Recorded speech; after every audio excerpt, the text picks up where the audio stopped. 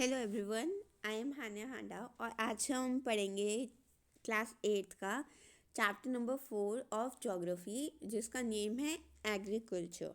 सबसे पहले हम समझते हैं एग्रीकल्चर का मतलब क्या होता है। एग्रीकल्चर का मतलब बेसिकली खेती बाड़ी या फिर आप कह सकते हो फार्मिंग, मतलब कोई टाइप की प्लांट या फिर क्रॉप उगाना। ठीक है, एग्रीकल्चर कहते हैं उसे बेसिकली। अब इन्होंने स्टार्टिंग में केस स्टडी दे रखी है कि 3 बच्चे होते हैं, गुरप्रीत, मधु एंड टीना, और वो विलेज से वॉक कर रहे थे। उन्होंने देखा एक फार्मर टिलिंग द लैंड, मतलब खेती बाड़ी कर रहा था वो अपनी लैंड में।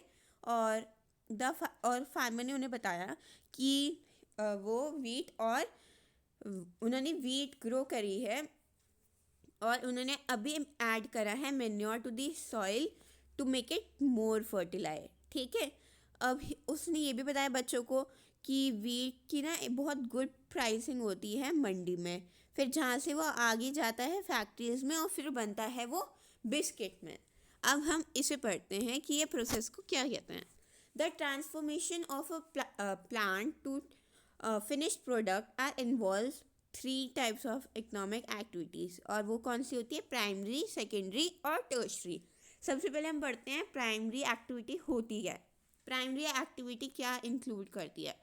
Primary activity include all those connected with extraction and production of natural resources.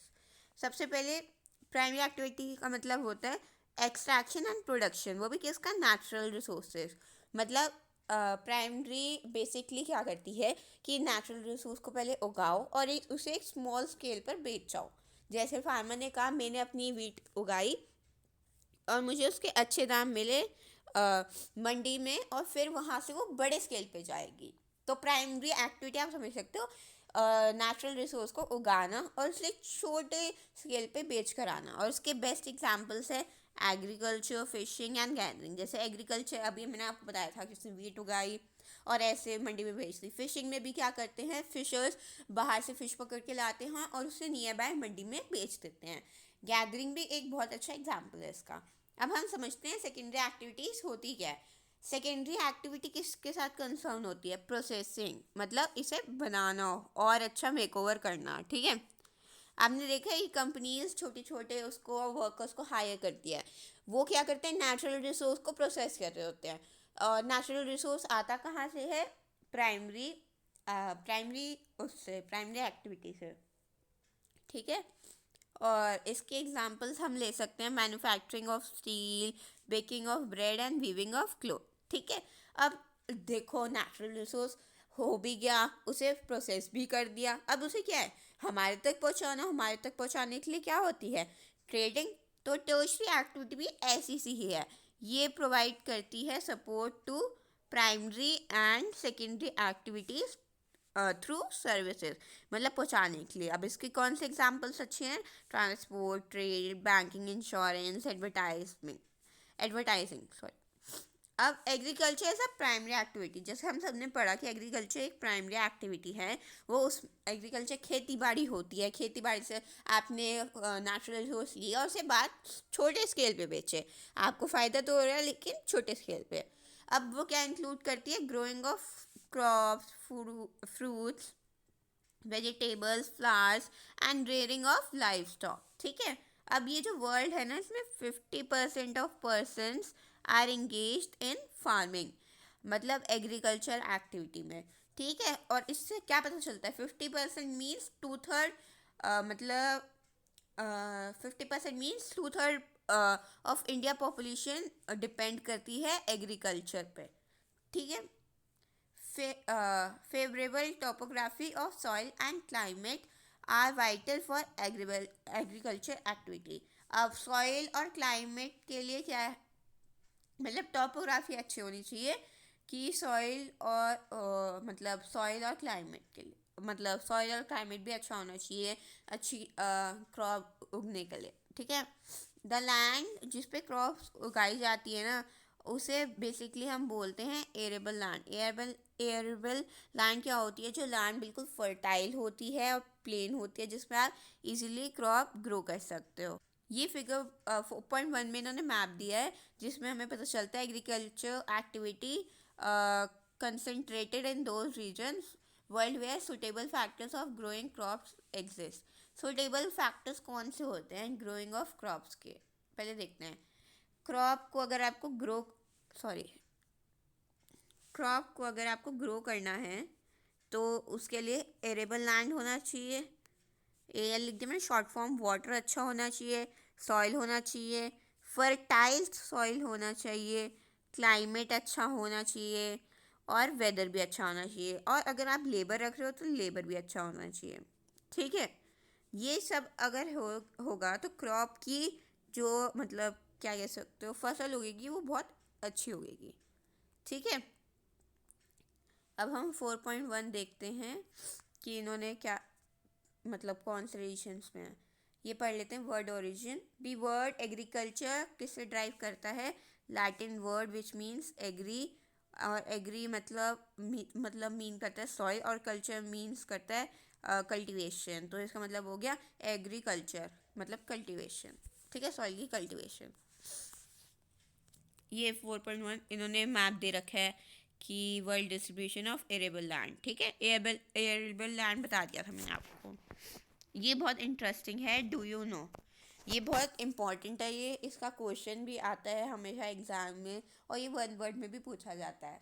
अब एग्रीकल्चर क्या होता है, द साइंस और art of cultivation on the soil. Agriculture तो सबको पता है कि cultivation on the soil, racing crops, और रेयरिंग मतलब लाइफ स्टॉक, पशु पशुओं को पालना, रेयरिंग लाइफ स्टॉक। अब इसे को क्या कहते हैं एग्रीकल्चर का, मैंने आपको स्टार्टिंग में ही बता दिया है, एग्रीकल्चर और फार्मिंग। एग्रीकल्चर को हम फार्मिंग भी कह सकते हैं। सेरीकल्चर, इससे क्या होता है कमर्शियल रेयरिंग, मतलब बेचने के लिए सिल्क वॉर्म को रेयर किया जाता है, और ये कभी कभार इनकम ऑफ द फार्मर भी होती है।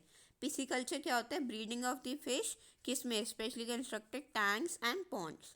विटिकल्चर क्या होता है, कल्टीवेशन ऑफ ग्रेप्स। हॉर्टिकल्चर क्या होता है, growing vegetable, flowers and fruit for commercial use, मतलब बेचने के पर्पज से। अगर आपको ये याद नहीं होता ना तो इसका एक बहुत इजी वे है, एग्रीकल्चर सबको पता है कैसे मतलब क्या है। सेरीकल्चर के लिए क्या याद रखो, एस से याद रखो सिल्कवॉर्म। पिसिकल्चर से फिश, अब फिश कहाँ रहती है, पानी में, तो पिसिकल्चर मतलब फिश का ब्रीडिंग। विटिकल्चर तो आपको वैसे याद करना पड़ेगा क्योंकि ग्रेप्स हैं, और हॉर्टिकल्चर आप ऐसे याद कर सकते हो, आपको सबसे कि आपको 100 फ्रूट्स और वेजिटेबल्स दिखती हैं मार्केट में फॉर कमर्शियल यूज़, तो आप ये पूरा याद कर सकते हो। ठीक है, अब हम पढ़ते हैं फार्म सिस्टम। फार्म सिस्टम क्या होता है, जो एग्रीकल्चर और फार्मिंग है ना, अब एक वो सिस्टम की वजह से भी यूज़ मतलब देखी जा सकती है। अब इनपुट्स मतलब डालते क्या है हम सॉइल के अंदर, सीड्स, फर्टिलाइजर, मशीनरी की हेल्प। ठीक है, ये देखो इन्होंने बहुत अच्छे तरीके से समझाया है कि इनपुट्स क्या है, मशीनरी चाहिए होती है अच्छे क्रॉप के लिए, सीड्स चाहिए होती हैं, केमिकल चाहिए होते हैं, और क्रॉप्स जो हम मेनली प्लोइंग, सोइंग, स्प्रेइंग करते हैं। ये तो हो गया एरेबल फार्म के लिए। अब फिजिकल और ह्यूमन फार्म इनपुट्स भी क्या आते हैं, सनशाइन अच्छी होनी चाहिए, रेनफॉल आनी चाहिए, टेम्परेचर होना चाहिए, सॉइल होना चाहिए, स्लोप भी होना चाहिए, लैंड स्टोरेज के लिए भी होना चाहिए, लेबर भी होना चाहिए, मशीनरी भी होनी चाहिए, और केमिकल्स भी होने चाहिए। ठीक है, अब देखते हैं कि सम ऑफ द ऑपरेशन में इंक्लूड प्लोइंग। अब कुछ जो एग्रीकल्चर के लिए होगा ना वो प्लोइंग भी इंक्लूड कर सकता है, सोइंग भी इंक्लूड कर सकता है, इरिगेशन भी इंक्लूड कर सकता है, वीडिंग भी कर सकता है, हार्वेस्टिंग। अब जो आउटपुट जो हमने डाला उसका कुछ रिजल्ट भी तो आएगा ना, तो आउटपुट क्या है, आउटपुट के लिए आता है crops, wool, dairy and poultry products, मतलब पोल्ट्री मीन्स फार्म के जो प्रोडक्ट्स आते हैं। ठीक है, अब टाइप्स ऑफ फार्मिंग। अब ये पहले हम इंटरेस्टिंग फैक्ट पढ़ लेते हैं। ऑर्गेनिक फार्मिंग, अब ये कैसी टाइप ऑफ फार्मिंग है कि ऑर्गेनिक मैन्योर और नेचुरल पेस्टिसाइड्स यूज़ किए जाते हैं इंस्टेड ऑफ केमिकल्स। अब इसमें कोई जेनेटिक मॉडिफिकेशन नहीं होती to increase the yield of the crop. ठीक है,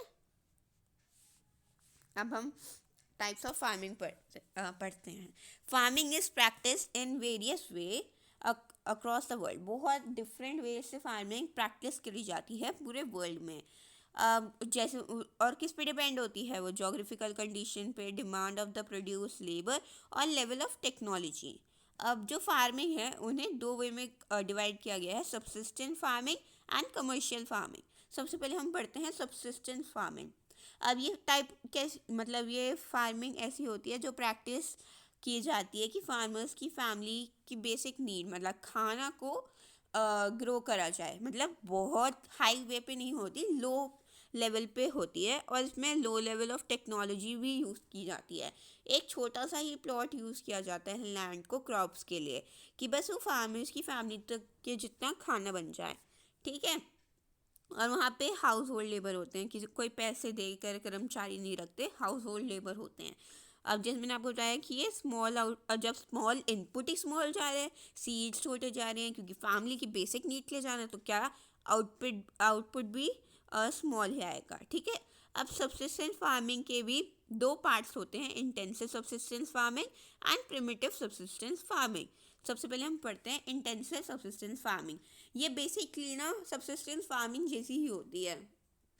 इसमें क्या होता है, फार्मर कल्टीवेट करता है एक स्मॉल प्लॉट ऑफ लैंड, किससे, सिंपल टूल्स। और इसमें बस ये होता है कि लेबर ज़्यादा हो जाते हैं, उसमें तो सिर्फ हाउस होल्ड लेबर होते हैं, लेकिन इसमें लेबर ज़्यादा हो जाते हैं। अब climate with large number of days, sunshine भी देखो फ्री में मिल रही है उसे, फर्टाइल सॉइल चाहिए उसे। और ये क्या करते हैं, एक क्रॉप से ज़्यादा उगा देते हैं ऑन द सेम लैंड, ठीक है। अब इसमें क्या है, राइस जो है वो मेन क्रॉप है, वीट, मेज, पल्स एट्सेट्रा वो सारे अलग मतलब क्रॉप्स हैं, ठीक है। इंटेंसिव सब्सिस्टेंस फार्मिंग ये कहाँ मेनली प्रैक्टिस की जाती है, thickly populated area of the monsoon region of south east and east Asia और साउथ में, ठीक है। अब प्रिमिटिव सब्सिस्टेंस फार्मिंग, अब प्रिमिटिव सब्सिस्टेंस फार्मिंग के दो और पार्ट्स होते हैं, shifting cultivation and nomadic herding.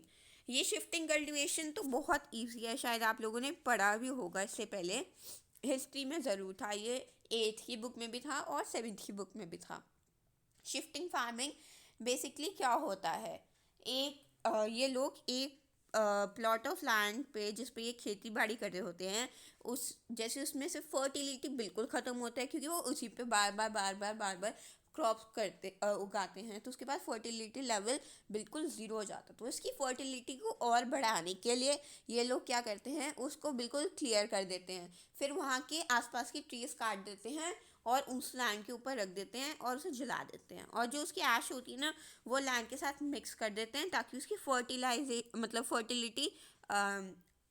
Fertility ज़्यादा हो जाए और वो फिर से लैंड फर्टाइल हो जाए, और वो लैंड एशेस के साथ मिक्स होकर फर्टाइल भी हो जाता था, ठीक है। अब ये शिफ्टिंग कल्टीवेशन को हम सब क्या भी बोल सकते हैं, स्लैश एंड बर्न एग्रीकल्चर, ठीक है। अब इससे जो क्रॉप्स ग्रो करते हैं वो है पोटैटोस, कसावा और याम, मेज भी कर सकते हैं, ठीक है। अब ये मेनली प्रैक्टिस कहाँ करे जाते हैं, थिकली फॉरेस्टेड एरियाज, क्योंकि ये मतलब मेनली आदिवासी करते थे पहले, तो अब तो इसे ट्रेंड में बना दिया गया है शिफ्टिंग कल्टीवेशन को, ठीक है। अब इसका दूसरा पार्ट करते हैं नोमैडिक हर्डिंग। नोमैडिक हर्डिंग भी ऐसी टाइप की होती है, बस उसमें कुछ थोड़ा सा डिफरेंस है।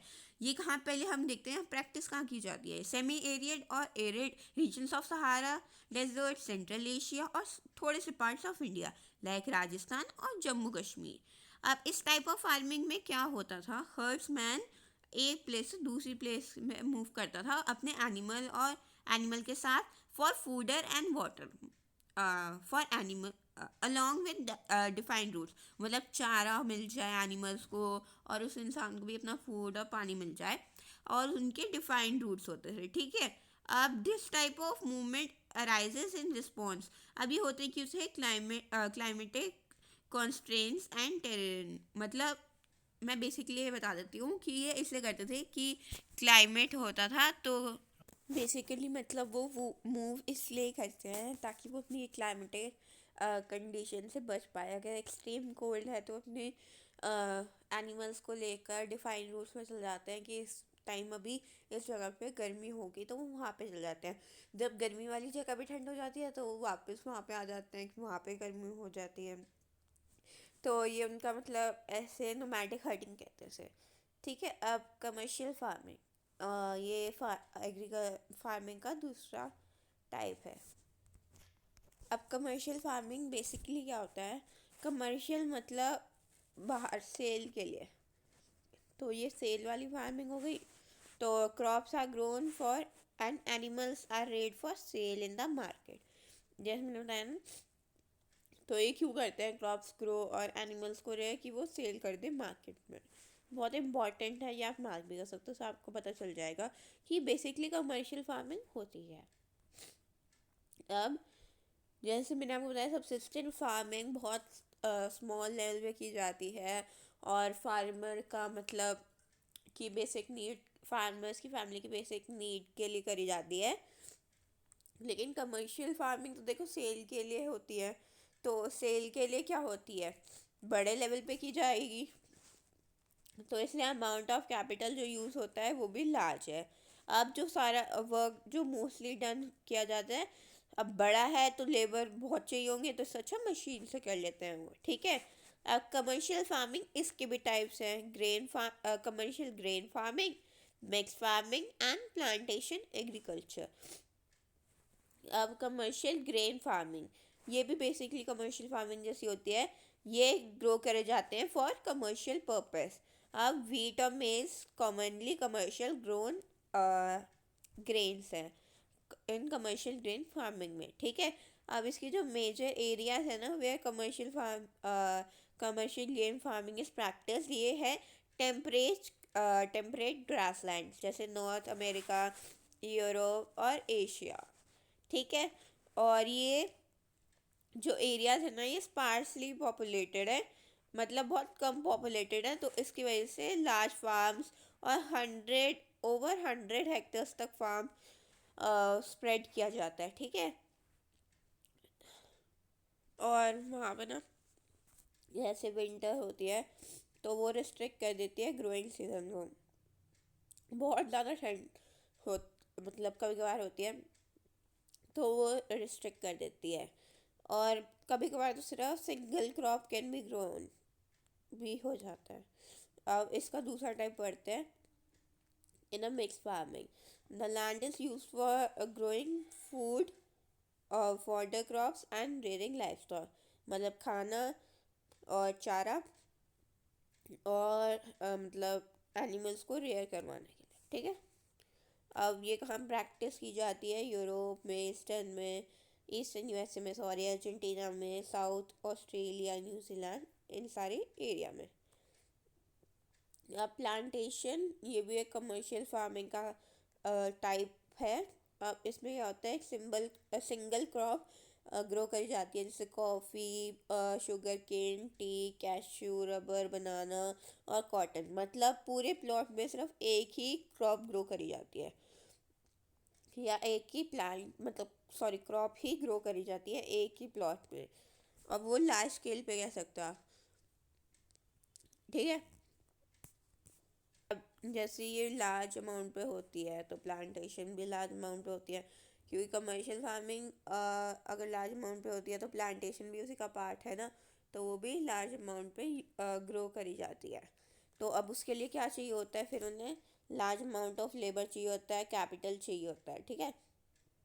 अब जो प्रोड्यूस है ना, वो ये प्रोसेस्ड मतलब सारी चीज़ें फार्म इटसेल्फ प्रोवाइड कर देती है फैक्ट्रीज में।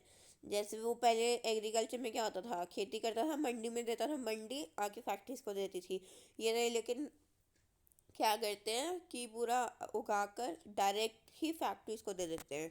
और development of a transport network is दस एसेंशियल फॉर सच फार्मिंग, मतलब इनके लिए ट्रांसपोर्ट नेटवर्क बहुत एसेंशियल है। ठीक है। अब major plantation can be found in tropical region of the world, जैसे रबर मिलती है मलेशिया में, कॉफ़ी मिलती है ब्राज़ील में, टी इंडिया और श्रीलंका के लिए फेमस है। अब इसका नेक्स्ट पार्ट हम अगली वीडियो में पढ़ेंगे। Hope you like this video Please like and share and comment your views. Thank you.